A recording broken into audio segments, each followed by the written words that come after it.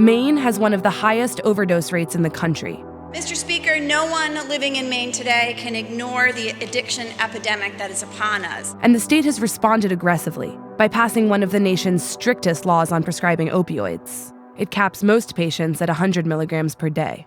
But the law has had unintended consequences. Hundreds of chronic pain sufferers are now finding it impossible to access their typical dosage. After some Mainers pushed back on these restrictions, lawmakers said these patients could qualify for higher doses under what's called the palliative care exemption. Despite the assurances, though, patients are still struggling to find doctors who will give them the medicine they need.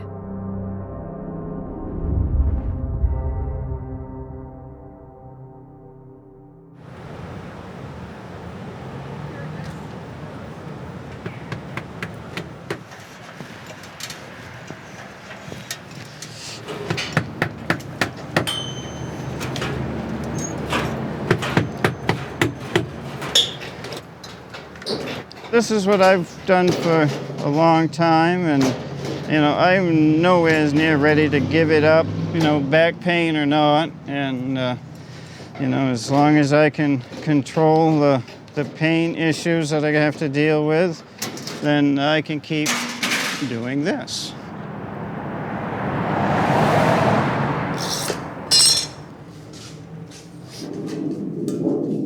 They passed this law and they put it through very fast. No matter if your leg has been amputated or if you got a bad back or whatever the reason, everybody was getting the same.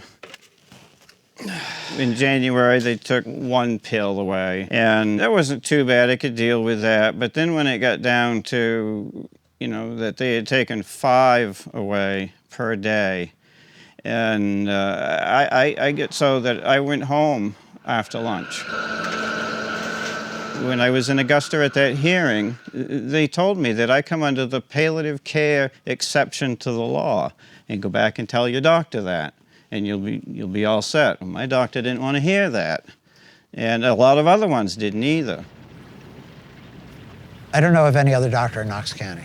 I know that the patients that I took on did have doctors in Knox County, but basically the doctors pushed them out.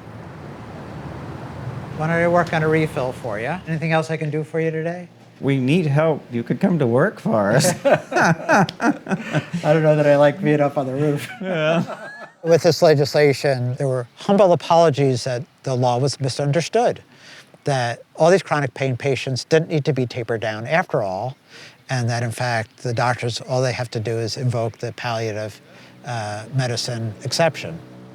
But despite that, the doctors continue to look for any excuse to get rid of these patients. And I think many of them use that regulation as sort of the last step in the process to shed them. There's a culture that seems to have developed that any doctor who prescribes a controlled substance is a bad doctor.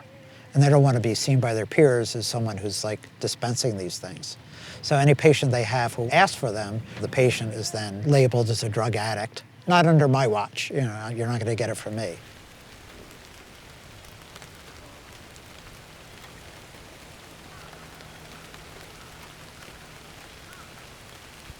One of those free things,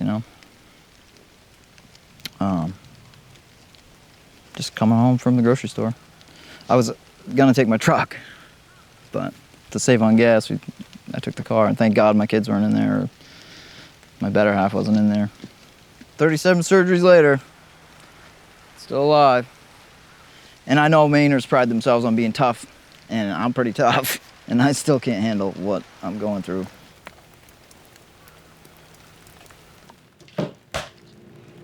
Here, you can bring this to her. I tend to exclude myself a lot because it's just toxic sometimes to be around it, and they don't need to put up with that.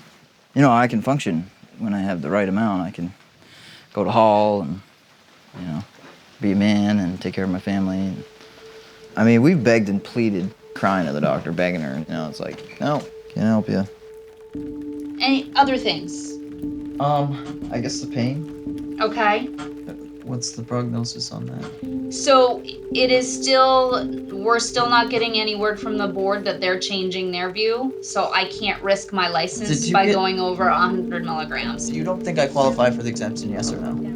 if I am basing my interpretation or what I've got trained that palliative care is life limiting, end of life, then no. I've called 57 physicians in the state of Maine. The nearest appointment that I found is December out of 57. I got Dr. Mendel's number. He was definitely sympathetic, but he's retiring, so he can't take on any new patients. In my practice, I treat about 120 patients. About 10 have chronic pain. 100 of them have drug addiction. When did you take your last? Yesterday. No one wants to take care of anybody with addiction. Nobody wants to take care of anybody with chronic pain.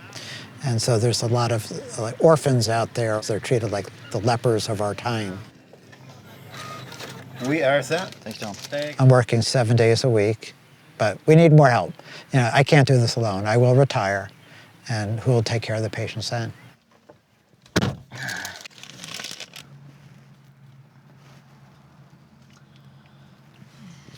Thanks.